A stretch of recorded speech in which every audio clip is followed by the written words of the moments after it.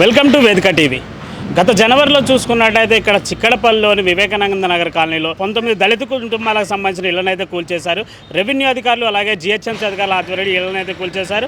మరి ఇక్కడ ప్రస్తుతం చూసుకున్నట్టయితే ఆ ఇళ్లను కూల్చేసిన ప్రాంతంలో సీసీ రోడ్ అనేది పూర్తి స్థాయిలో పగలగొట్టి ఆ రోడ్డు వెడల్పు చేసి ఇది 60 ఫీట్ల రోడ్డు అని చెప్పేసి అయితే అధికారులు అయితే కొలతలు తీసుకొని వెళ్ళారు. అలాగే మాకు రిజిస్ట్రేషన్ పట్టా కాగితాలు ఉన్నా కానీ అధికారులు ఆ ఇళ్లను అయితే కూల్చేశారు అని చెప్పేసి అయితే ఇక్కడ స్థానిక ప్రజలు అయితే గతంలో కూడా ధర్నా చేశారు. వాళ్ళు వేసుకున్న టెంట్ను కూడా తీసేసి అధికారులు అయితే వీళ్ళని పోలీస్ స్టేషన్కి తరలించడం అయితే చేశారని చెప్పేసి ఇక్కడ స్థానికులు అయితే చెప్తున్నారు. ఇక్కడ ప్రస్తుతం ఏం జరుగుతుంది, ఈ రోడ్డు కొలతలు ఎందుకు తీసుకున్నారు, అసలు ఏందనేది ఒకసారి ఇక్కడ స్థానికులను అడిగి తెలుసుకుందాం.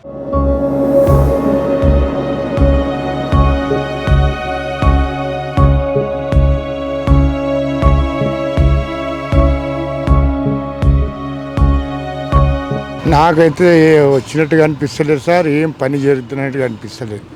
అంతా ఫెయిల్, అంత కింది నుంచి పై వరకు అంతా భోజనం చేసుకుని మంచిగా హ్యాపీగా టిఫిన్లు చేసుకుని ఇవ్వాలి. ఇంకా ఏంటి సార్, సంవత్సరం అవుతుంది, ఇంకా ఏం పట్టించుకుంటారు.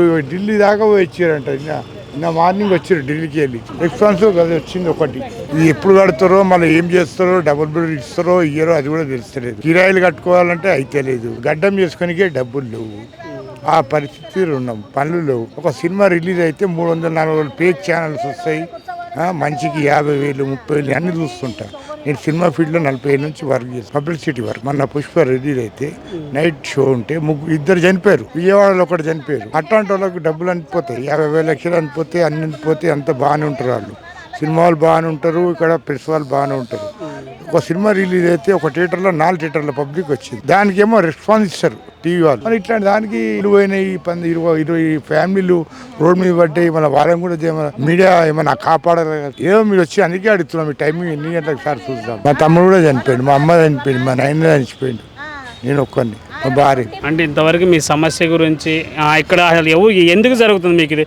అంటే అన్యాయంగా మీరు కట్టుకున్నారా, లేదు అంటే మీ సొంత భూములు? సార్ మేము పుట్టలే కదా అప్పుడు. మా నాయన అంటే 4 తరాలు 5 తరాలు, అది 75 years అంటే లెక్క చేసుకొని మీరే ఆలోచించారు. 75 ఏళ్ళ నుంచి ఉన్న ఇల్లు అంటే ఇప్పుడు ఊల్చడం అంటే ఏంది? మాకు కన్నా కట్టించిన పుణ్యమే, ఇక్కడ ఇచ్చిన పుణ్యమే సార్. ఇప్పుడు ఏదైతే అది ఇప్పుడు రోడ్ని అడిగిన, ఈ రోడ్డు గురించి అడిగితే అది బోలపూర్ కిందికి వస్తుంది, అందుకే కట్ చేస్తున్నాం అన్నారు ఆఫీసర్స్.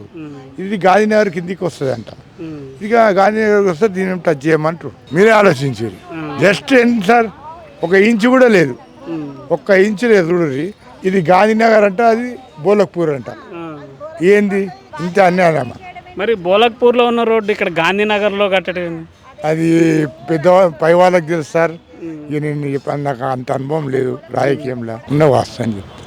గతంలో చూసుకున్నట్టయితే అధికారులు వచ్చేసి నోటీసులు, అంటే దొంగ నోటీసులు ఇచ్చి మమ్మల్ని మా ఇళ్లను కూల్చేశారని చెప్పేసి అయితే ఇక్కడ స్థానికులు అయితే ఆరోపిస్తున్నారు. అలాగే పెద్ద పెద్ద అపార్ట్మెంట్స్ ఉన్న డబ్బున్న వాళ్ళకి ఇక్కడ అధికారులు అనేది కొమ్ము కాస్తున్నారు.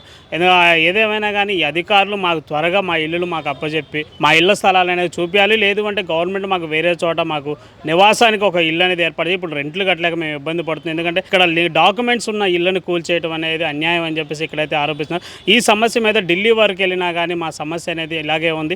లాయర్ల చుట్టూ తిరుగుతున్నామే తప్ప మా సమస్యను ఇంతవరకు పట్టించుకున్న నాదులు లేడు. అలాగే ఇక్కడ ఉన్న పెద్ద పెద్ద అధికారులు అంటే లాయర్లు అట్లాంటి వాళ్ళ ఆధీనంలోనే ఇదంతా నడుస్తుంది. ఇప్పుడు వేసే రోడ్డుకు కూడా సరైన పర్మిషన్ లేదు. వేరే ఏరియా పేరు చెప్పి ఈ ఏరియాకి సంబంధించి ఈ ఏరియాలో రోడ్డు వేస్తున్నామని చెప్పేసి అయితే చెప్తున్నారు. అలాగే రానున్న రోజుల్లో మాకు ఇలాంటి సమస్య వచ్చింది కాబట్టి రానున్న రోజుల్లో మాకు సరైన నివాస స్థలం ఏర్పాటు చేయాలని చెప్పేసి ఇక్కడ స్థానికులు అయితే ఆరోపిస్తున్నారు. కెమెరామెన్ తోట జయప్రకాష్తో ఖమ్మం బాబు, వేదిక టీవీ.